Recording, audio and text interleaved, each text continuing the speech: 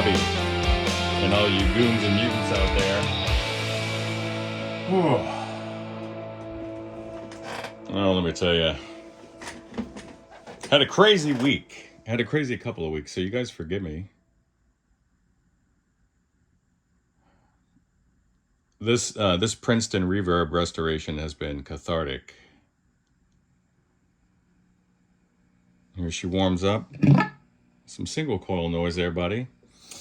I'll take you through what happened really quick with the amp.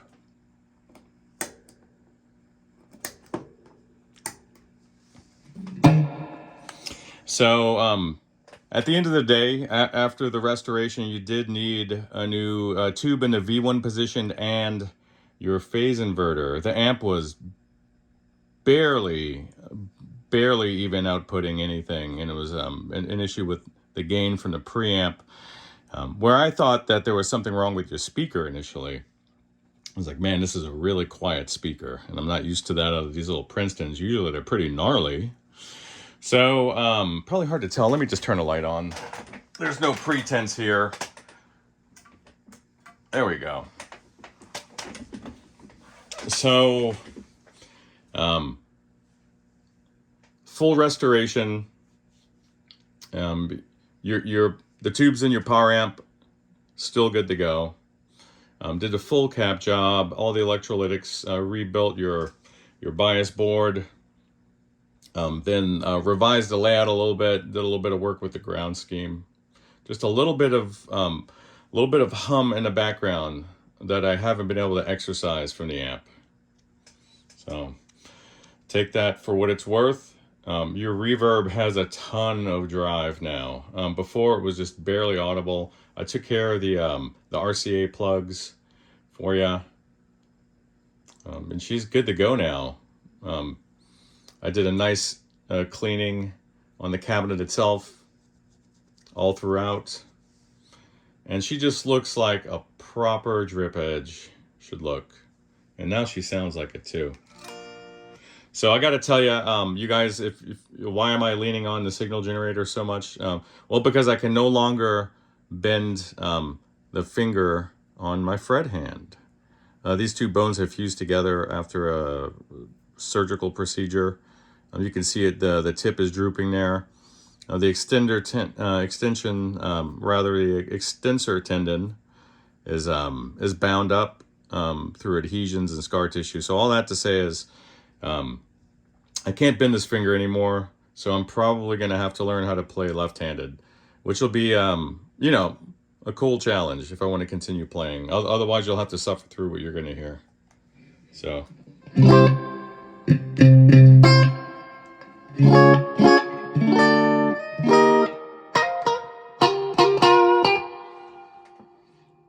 Man, this sounds so good. Nice responsive trim. I found a good balance between the bias of the output tubes and the intensity here. I love it because it doesn't chop up the reverb, so it's still nice and smooth. I like it.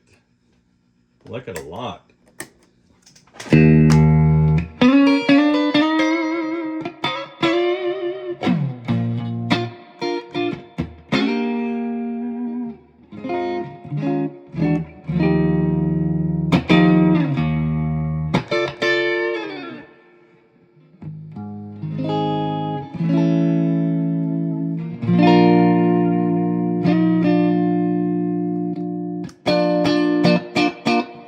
Strat noise there for you.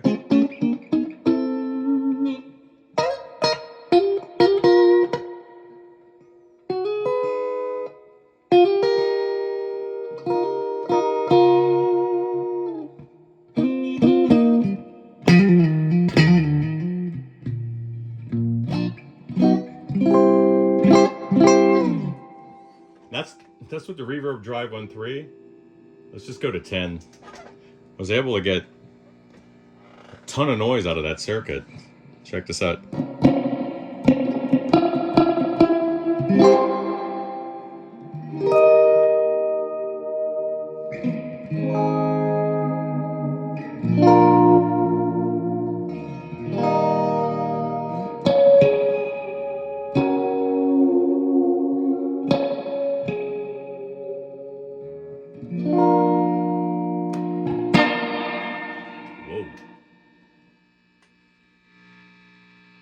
Little Strat noise there on a single coil.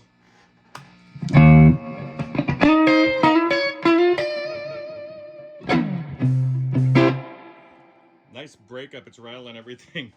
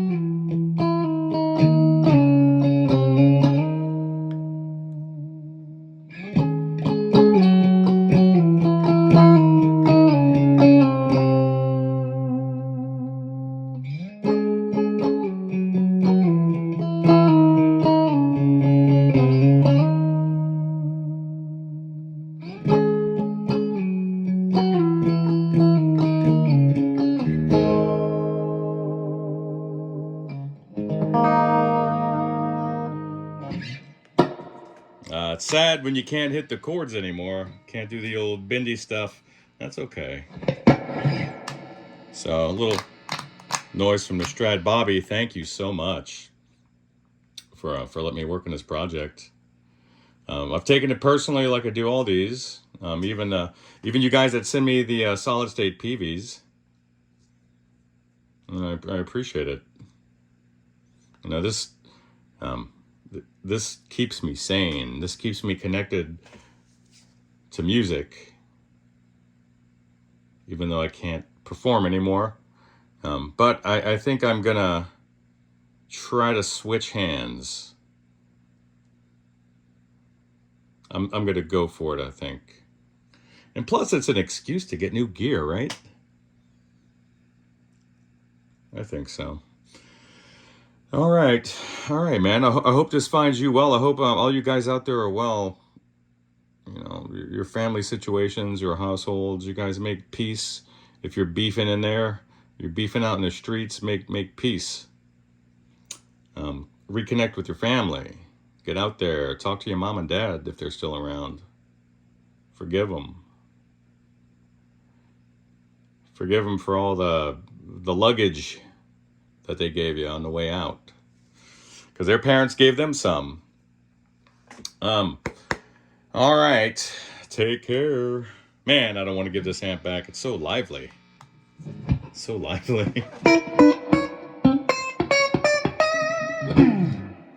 That's 5. This thing gets grindy, by the way, with some humbuckers. Good Lord. All right, bye.